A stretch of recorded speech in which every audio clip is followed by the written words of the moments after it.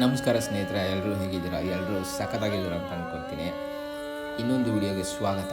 ಇವತ್ತಿನ ನಮ್ಮ ಸವಾರಿ ಊಟಿಯ ELK ಬೆಟ್ಟದ ನೀಲಗಿರಿ ಪರ್ವತ ಶ್ರೇಣಿಗಳ ಮಡಿಲಲ್ಲಿ ಮಂಜಿನ ಹೊದಿಕೆಯ ನಡುವೆ ಶಾಂತವಾಗಿ ನೆಲೆಸಿರುವ ಪವಿತ್ರ ಸ್ಥಳವೇ ಊಟಿಯ ELK ಬೆಟ್ಟದ ಮುರುಗನ್ ದೇವಸ್ಥಾನ. ಪ್ರಕೃತಿ ಪ್ರೇಮಿಗಳಿಗೂ ಆಧ್ಯಾತ್ಮವನ್ನು ಹುಡುಕುವ ಭಕ್ತರಿಗೂ ಈ ಸ್ಥಳ ಒಂದು ಅದ್ಭುತ ಅನುಭವವನ್ನು ನೀಡುತ್ತದೆ.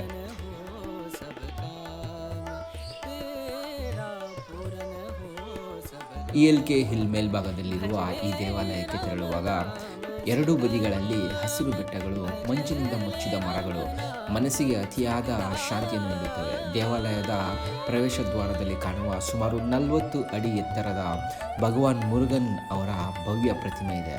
ಭಕ್ತರನ್ನು ದೂರದಿಂದಲೇ ಆಕರ್ಷಿಸುತ್ತದೆ. ಈ ಪ್ರತಿಮೆ ಮಲೇಷ್ಯಾದ ಪ್ರಸಿದ್ಧ ಬಾಟು ಗುಹೆಗಳ ಮುರುಗನ್ ಪ್ರತಿಮೆಯ ಮಾದರಿಯಲ್ಲೇ ನಿರ್ಮಿಸಲಾಗಿದೆ. ಇಲ್ಲಿ ಭಗವಾನ್ ಮುರುಗನ್ ಅವರು ಶಕ್ತಿ, ಜ್ಞಾನ ಮತ್ತು ವಿಜಯದ ಸಂಕೇತವಾಗಿ ಪೂಜಿಸಲಾಗುತ್ತದೆ.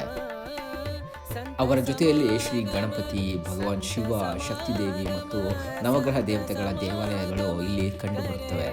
ದೇವಾಲಯದ ಮೇಲ್ಭಾಗದಿಂದ ನೋಡಿದರೆ ಊಟಿ ಪಟ್ಟಣ, ಹಸಿರು ತೋಟಗಳು ಮತ್ತು ಮಂಜಿನ ಹೊದಿಕೆಯ ದೃಶ್ಯಗಳು ಕಣ್ಣಿಗೂ ಮನಸ್ಸಿಗೂ ಆನಂದವನ್ನು ನೀಡುತ್ತವೆ. ಅನೇಕರಿಗೆ ಇದು ಕೇವಲ ದೇವಾಲಯವಲ್ಲ, ಒಂದು ಆಧ್ಯಾತ್ಮಿಕ ವಿಶ್ರಾಂತಿ ಕೇಂದ್ರವೂ ಹೌದು.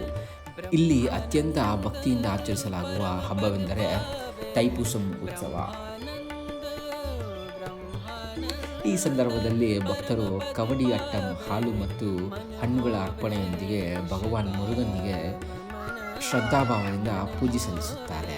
ಈ ಉತ್ಸವದ ವೇಳೆ ದೇವಾಲಯ ಸಂಪೂರ್ಣ ಭಕ್ತಿ ಸೌರಭದಿಂದ ತುಂಬಿರುತ್ತದೆ.